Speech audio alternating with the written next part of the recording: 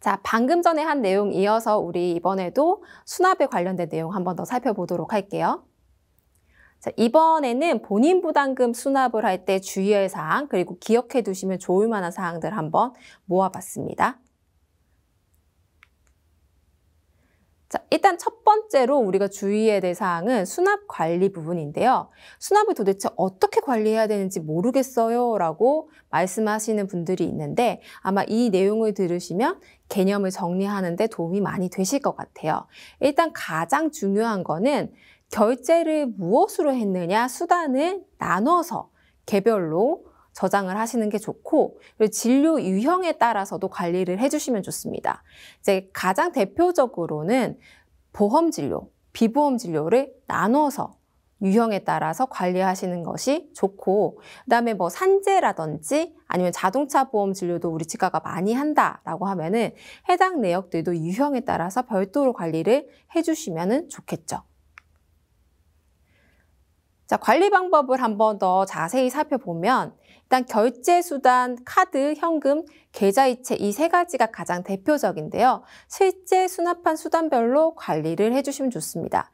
특히나 이 카드 결제 같은 경우에는 나중에 사업장 현황 신고하시거나 아니면 종합소득세 신고하실 때 매출 결산을 하는데 굉장히 도움이 될 수 있고 또 카드사에 따라서 우리가 수수료가 나가고 혹은 이제 연말에 결산을 해야 될 경우들이 있는데 이 카드 종류별로도 우리가 대부분 프로그램들이 저장을 할 수 있도록 되어 있습니다. 그러니까 예를 들면은 카드로 했어요, 현금을 했어요 이것만 되는 게 아니라 국민카드로 했어요, 아니면 현대카드로 했어요, 신한카드로 했어요 이것도 구분을 해서 결산이 가능하기 때문에 결산을 할 때 이 결제한 수단별로 자세하게 세분화를 하시면 할수록 나중에 매출 결산하시기가 용이합니다.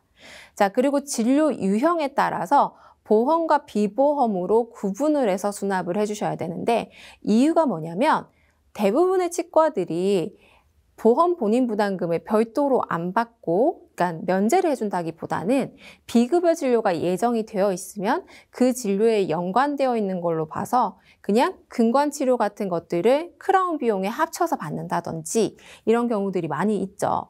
그러다 보면은 보험 본인 부담금을 구분해서 수납을 안 하고 비워놓게 되는 경우들을 많이 볼 수 있습니다. 그럼 결국에 치과의 매출이 높아질 수밖에 없어요.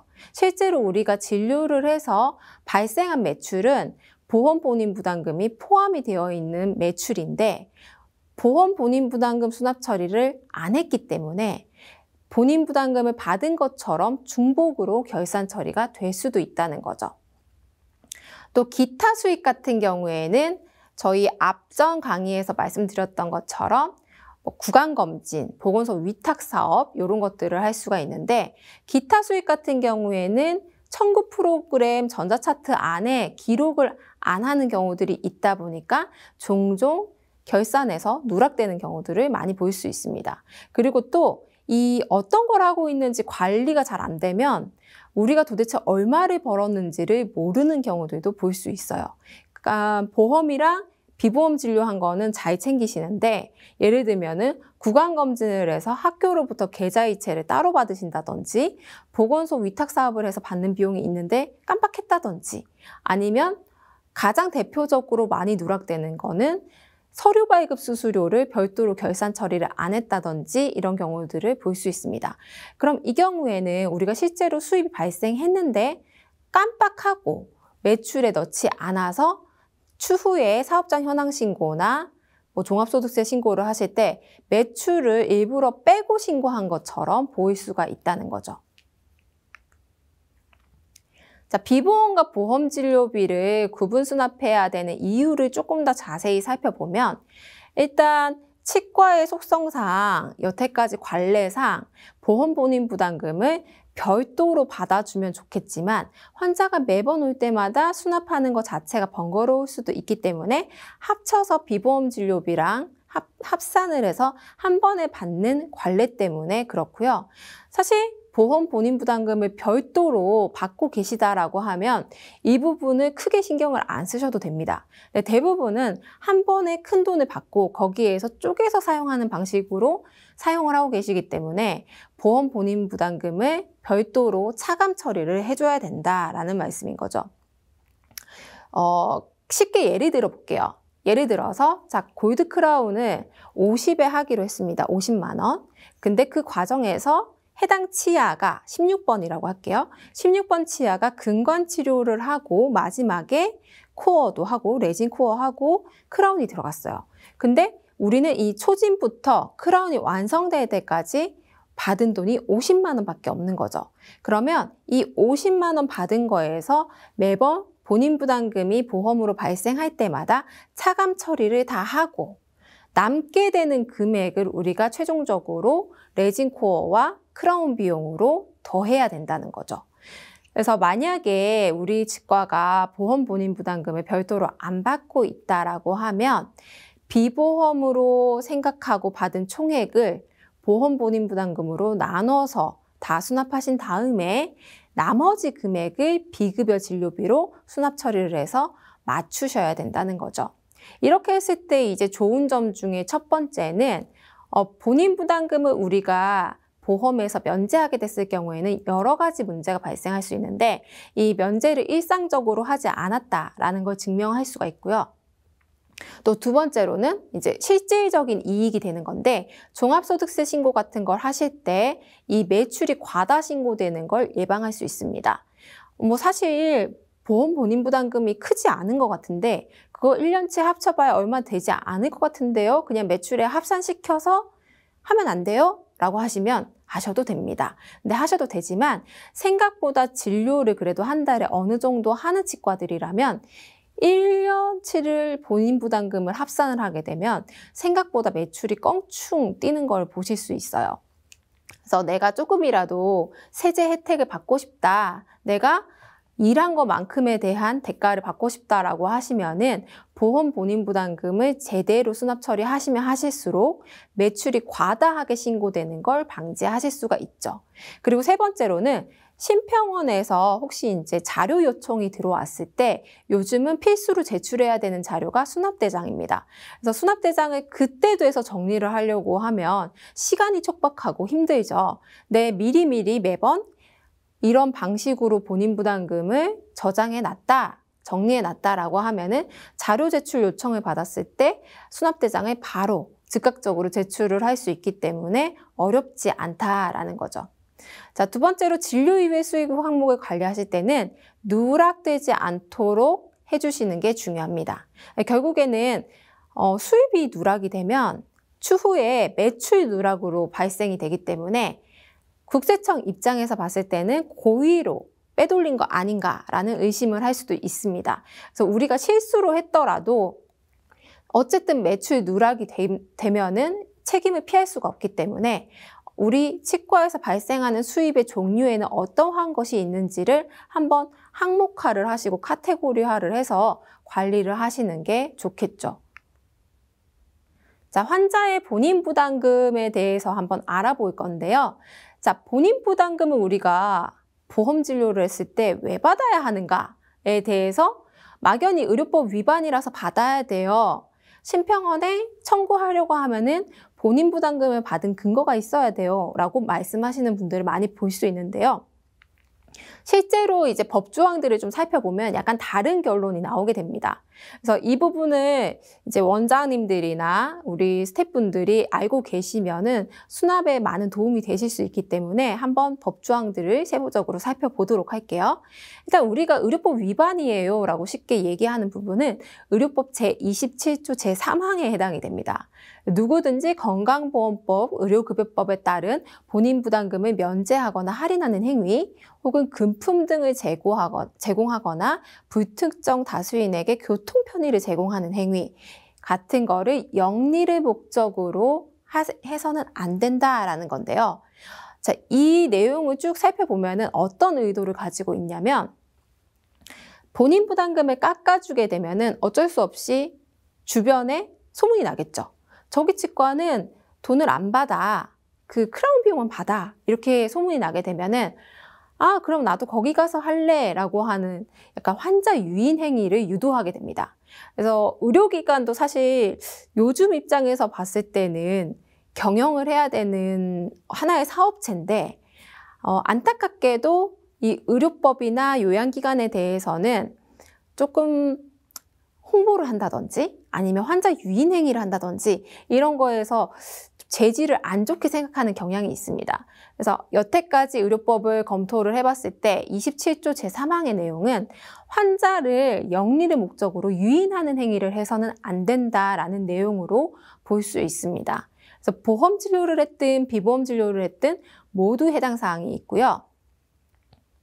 자, 그다음 두 번째로 하나 더 살펴봐야 될 거는 국민건강보험법 시행령 제19조인데요. 국민건강보험법 내에서 본인부담금에 대한 정의가 바로 이 제19조에 들어가 있습니다. 그래서 비용의 본인부담인데 법 제44조 제1항에 따른 본인 일부 부담금 이하 본인 일부 부담금이라 한다라고 돼 있는데 똑같은 말 같은데요. 네. 자, 이 경우에 부담률 및 부담액은 별표로 표시가 되어 있고요. 여러분들 잘 알고 계시는 것처럼 건강보험 환자의 본인 부담률, 연령에 따라서 나뉘어져 있고 급여 환자의 본인 부담률은 우리가 당일에 처방전을 발행했느냐, 마취를 했느냐에 따라서 나뉘어지게 되죠. 그래서 그 표에 따라서 본인 부담금을 받아야 하고 이 본인 부담금은 요양기관의 청구에 따라서 요양급여를 받는 사람이 요양기관에 납부한다. 즉, 진료를 받을 때마다 환자가 치과에 수납을 하면 됩니다. 자, 근데 마지막에 제가 색깔로 표시해 놓은 부분을 보시면은 요양급여 사항, 비급여 사항 외에 입원 보증금 등 다른 명목으로 비용을 청구해서는 아니 된다라고 되어 있습니다. 자, 이 항목을 조금 더 깊이 생각해 보면 무슨 말이냐면 우리가 보험 진료, 비급여 진료로 발생하는 수납은 받아도 된다. 근데 그 외에 임의로 초과해서 받으면 안 된다라고 제한이 되어 있습니다. 즉 해석을 해보자면 제일 마지막에 적어놓은 것처럼 금액을 초과하여서 더 받는 거를 제한하고 있을 뿐이지 사실 본인 부담금을 감면하면 안 된다든지 할인하면 안 된다라는 규정은 어디에도 나와 있지 않습니다. 자, 그럼 실제 사례들을 한번 살펴볼게요. 그 전에 잠깐 비보험 수가 만들어서 행위 입력하는 거 볼게요. 자, 이 비보험이랑 보험을 구분해서 수납하는 방법 중에 가장 권장되는 방법은 이 첫 번째 방법입니다. 제가 지금 처치순번 1번에는 발수 행위를 입력을 했고요. 그다음 처치순번 2번에는 크라운 비용을 입력을 했습니다.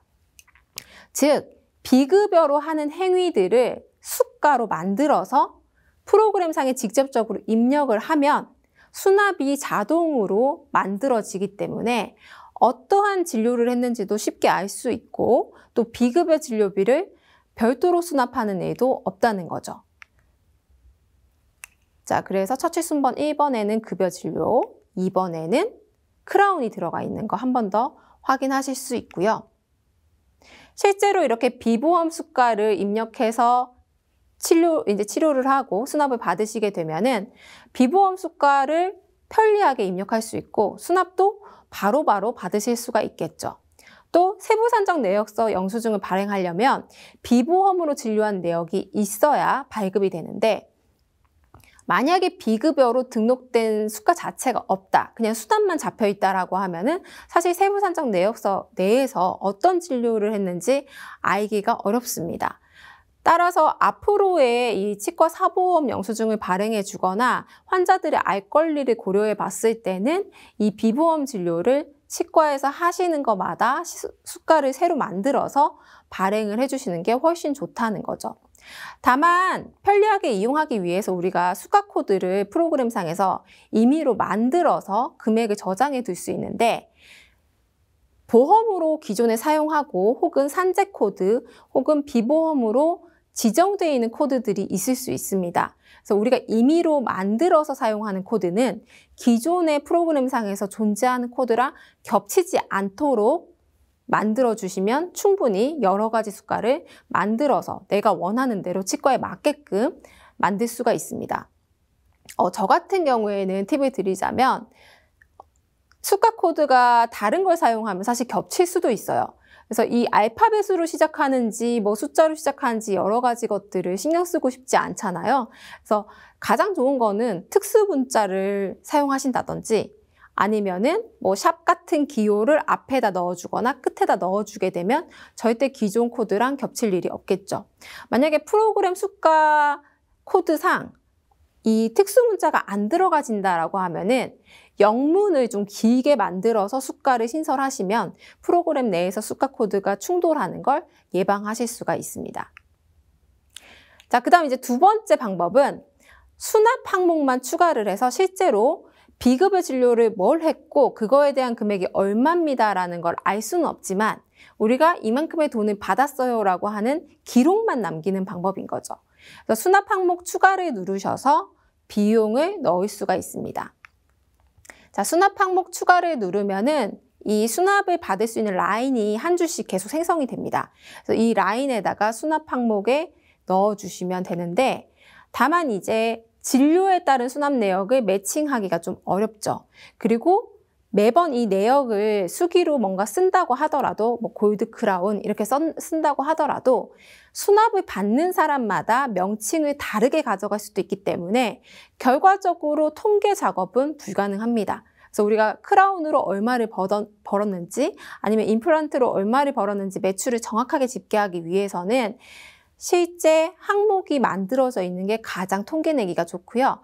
사람이 매번 수작업으로 넣게 되면은 이름이 달라질 수도 있고 또 사람에 따라서 혼란이 야기될 수도 있겠죠. 따라서 진료에 따라서 수납 내역을 매칭하기에는 어려움이 있고 세부 산적 내역서 영수증을 발급할 때도 매번 한 번씩 더 체크를 해야 되는 번거로움이 있습니다.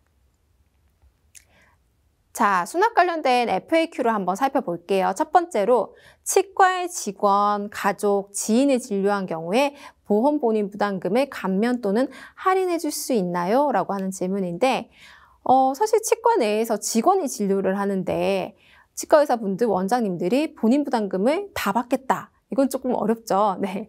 그래서 실제로도 감면이나 할인을 해주게 되는 경우들이 많이 있는데요. 감면이나 할인을 해줬을 때 치과들이 그러면 보험 청구를 하면 안 되는가? 이 의문을 갖게 됩니다. 실제로 그거에 대한 직접적인 이 법정 사례가 있는데요. 법정 사례를 한번 살펴볼게요. 올해 6월에 의협신문에 나온 거고요. 직원의 본인 부담금을 감면해준 병원이 실제로 문제가 생겨서 벌금형을 받게 된 경우입니다. 어쨌든 직원이라 할지라도 본인 부담금을 감면해 주게 되면은 문제의 소지가 많이 있습니다. 근데 결론은 항소를 거쳐서 무죄 판정을 받은 내용인데요. 이유를 살펴보면 아까 제가 이제 국민건강보험법 제19조를 설명을 드렸는데 그 제19조에 따르면 본인 부담금을 초과해서 지급받을 수 없다라는 내용만 있지 전액을 다 받아야 된다든지 할인이나 감면에 대한 내용은 없다. 따라서 이 병원이 부당한 방법으로 돈을 잘못 받았다고 보기에는 어렵다. 근데 여기에 한 가지 조건이 더 있습니다. 뭐냐면 직원에 한해서만 해줬기 때문에 영리 목적으로 판단하기는 좀 어렵다. 즉 의료법 제27조에 따라서 환자 유인 행위에 해당이 되면은 당연히 이 치과는 벌금형을 받을 수밖에 없는 상황이지만 직원에 한해서 해줬다라는 점이 이 병원의 감면 행위 자체가 환자 유인 행위에 해당된다고 보기는 좀 어렵습니다라는 결론을 내준 거죠.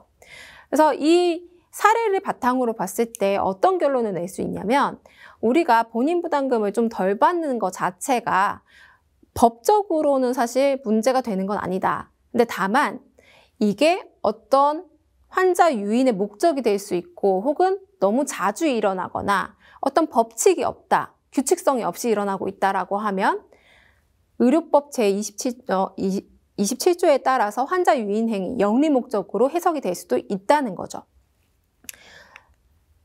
자, 그래서 환자가 직원이나 가족일 경우에는 우리가 어떻게 해줘야 되느냐? 아까 사례에서 보니까 감면해줘도 무죄 나왔는데 그럼 이제 해주면 되는 거 아니에요? 그건 아닙니다. 왜냐하면 이 본인 부담금을 감면해주는 것 자체가 보건소에서도 그렇고 심평원 그리고 공단 모든 기관들이 다 싫어하는 부분이에요. 그래서 문제의 소지가 될 수 있는 부분을 굳이 괜찮으니까 할래 라고 하는 거는 나중에 문제가 생겼을 때 이제 항소까지 하겠다라는 각오가 있으신 분들은 하시고요. 이제 그게 아니다 라고 하시면은 정상적으로 문제가 없는 방법을 선택을 해야겠죠. 자, 그 방법은 일단 복지 차원에서 가능은 한데 본인 부담금을 병원이 대납해주는 방식이 가장 좋습니다. 자, 그럼 병원이 대납해주게 되면은 어차피 그 수익은 치과의 수익으로 돌아가죠. 또한 이 수납해준 비용이 경비로서도 처리가 될 수 있습니다. 직원의 복지로 사용한 비용으로 해서 또 경비로도 처리가 가능하기 때문에 무조건적으로 감면을 해주기보다는 치과 내에서 직원은 얼마를 할인해 줄 건지 혹은 감면을 해주는 거는 본인 부담금을 치과가 대신에 내줄 건지 이런 부분들을 정확하게 지침을 만들어 놓고 진행을 하시면 훨씬 좋다는 거죠. 그래서 문제가 생겼을 때 우리는 이런 지침에 따라서 본인 부담금을 감면해주고 있었습니다라고 하는 페이퍼 내용을 보여주게 되면 문제의 소지가 훨씬 더 줄어들게 됩니다. 자, 부가세가 붙는 진료들이 치과에도 종종 있죠. 그래서 부가세가 붙는 진료를 수납하는 방법을 좀 알아볼게요. 일단 부가가치세 같은 경우에는 여러분들이 마트에서 물건을 사실 때 대부분의 품목은 부가세가 붙어 있습니다.